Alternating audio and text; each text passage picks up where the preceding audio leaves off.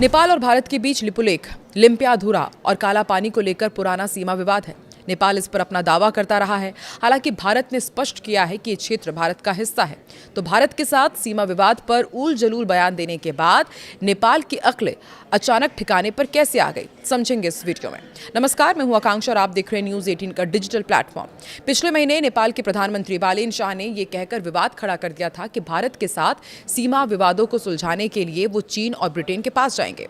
इसके बाद भारत ने नेपाल को अच्छे से समझा दिया कि इस मामले में किसी भी तीसरे देश का हस्तक्षेप बर्दाश्त नहीं किया जाएगा और अब नेपाल भी इस पर सहमत हो गया है। नेपाल के विदेश मंत्री ने संसद में कहा है कि भारत नेपाल सीमा विवाद पूरी तरह से एक द्विपक्षीय मामला है और इसमें किसी भी तीसरे पक्ष की कोई भूमिका नहीं है। नेपाली संसद को संबोधित करते हुए शिशिर खनाल ने प्रधानमंत्री बालेन शाह के बयान से उपजे विवाद को शांत करने की कोशिश की। उन्होंने अपने भाषण में कहा कि मैं इस सदन में ये स्पष्ट करना चाहता हूं कि नेपाल भारत सीमा एक द्विपक्षीय मुद्दा है। नेपाल हमेशा से इस देश को दोनों देशों के बीच ऐतिहासिक समझौतों के आधार पर बातचीत के जरिए सुलझाना चाहता है। नेपाली विदेश मंत्री ने आगे सफाई भी दी। प्रधानमंत्री का इरादा किसी तीसरे पक्ष के मध्यस्थता कराने का नहीं था, जबकि उनका मतलब ये था कि अगर चीन या ब्रिटेन के पास सुगौली संधि के दौरे के ऐतिहासिक दस्तावेज उपलब्ध हों तो उनका उपयोग तकनीकी प्रक्रिया में मदद के लिए किया जा सकता है। बता दें कि इससे पहले शिशिर खनाल भारत के दौरे पर भी आए थे। यहां भी उन्होंने भारत के साथ सीमा विवादों को आपसी बातचीत के जरिए सुलझाने की बात कही और इसके बाद अब उन्होंने संसद में भी सफाई दी है। नेपाल के प्रधानमंत्री बालेन शाह ने बीते दिनों संसद में एक बयान देते हुए कहा था कि जैसे भारत ने नेपाल की जमीन पर अतिक्रमण किया है, वैसे ही नेपाल ने भी कई जगहों पर भारत की जमीन पर अतिक्रमण किया है। इस दौरान उन्होंने विवाद सुलझाने के लिए चीन और ब्रिटेन का जिक्र भी किया था। शाह ने संसद में कहा था कि आपको एक तथ्य जानकर आश्चर्य होगा, जो मुझे प्रधानमंत्री बनने के बाद ही पता चला। सिर्फ भारत ने नेपाली क्षेत्रों पर अतिक्रमण नहीं किया है, बल्कि नेपाल ने भी कई स्थानों पर भारत के क्षेत्रों पर अतिक्रमण किया है। अब दोनों देशों को तथ्यों की जांच करनी चाहिए और एक साथ बैठकर इस मुद्दे का हल करना चाहिए। और आगे उन्होंने कहा कि काठमांडू ने इस मुद्दे पर चीन और ब्रिटेन के साथ राजनयिक चर्चा भी की है। शाह ने कहा कि उन्होंने ब्रिटेन के साथ ये मामला इसलिए उठाया क्योंकि उस दौर से जुड़ा है जब ब्रिटिश सरकार इस क्षेत्र को छोड़कर गई थी।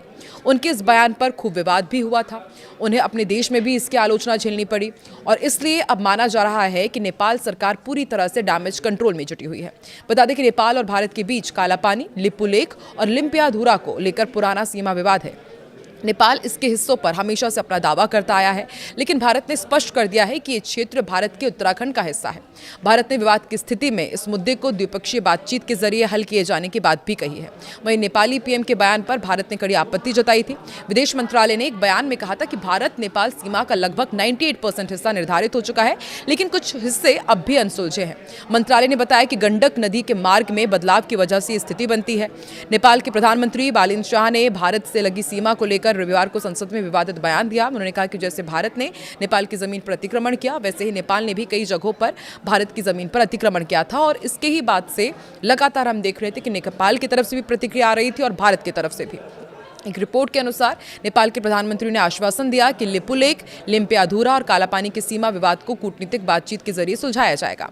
श्रम संस्कृति पार्टी के सांसद आर्यन राय के संसद में पूछे गए एक सवाल का जवाब देते हुए उन्होंने कहा था कि प्रधानमंत्री बनने के बाद ही उनको इसके बारे में जानकारी मिली, लेकिन जिस तरीके से उन्होंने बयान दिया, भारत ने कड़ी प्रतिक्रिया दी और उसके बाद अब जो विदेश मंत्री का, नेपाल के विदेश मंत्री का बयान सामने आया है, उससे साफ है कि कोई भी तीसरा देश भारत और नेपाल के इस सीमा विवाद में हस्तक्षेप नहीं करेगा और ये स्पष्ट हो चुका है कि भारत की तरफ से उन्हें सख्त संदेश दिया गया है। इसलिए अब दोनों सरकारें, इतिहासकार, सर्वेक्षक और क्षेत्र के जानकारों को इसमें शामिल किया जाएगा और बातचीत के जरिए इसका समाधान निकालने की कोशिश की जाएगी।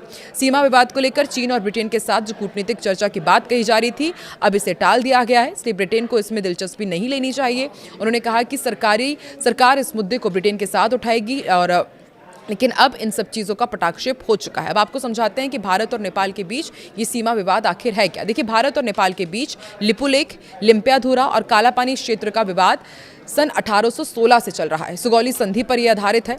नेपाल का दावा है कि महाकाली नदी, जिसे काला पानी भी कहा जाता है, उसको सीमा रेखा मानकर लिपुलेख दर्रा, लिम्पियाधुरा और काला पानी उसके भूभाग में आते हैं।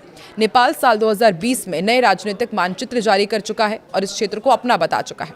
इन क्षेत्रों पर नेपाल का तर्क है कि ब्रिटिश काल के पुराने नक्शों और नदी की उत्पत्ति बिंदु को आधार मानते हुए ये इलाके नेपाल के हैं, मगर ये इलाके भारत के उत्तराखंड के पिथौरागढ़ जिले का हिस्सा है। भारत का तर्क है कि 1950 के दशक दशक से ये उसकी सीमा चौकी है और 1962 के बाद सामरिक कारणों से ये क्षेत्र अहम है। लिपुलेख दर्रा तिब्बत जाने वाला रणनीतिक मार्ग भी है जिस पर भारत ने सड़क बनाई है। दोनों देशों के बीच इस मुद्दे पर कई दौर की बातचीत हुई, लेकिन कोई स्थायी समाधान नहीं निकला है। लेकिन अब जिस तरीके से नेपाल के विदेश मंत्री का बयान सामने आया है कि कोई तीसरा देश इस पर हस्तक्षेप नहीं करेगा, माना जा रहा है कि बहुत ही जल्द इस सीमा विवाद को भी सुलझा लिया जाएगा। आपको क्या लगता है? आप कमेंट सेक्शन पर अपनी प्रतिक्रिया जरूर दें।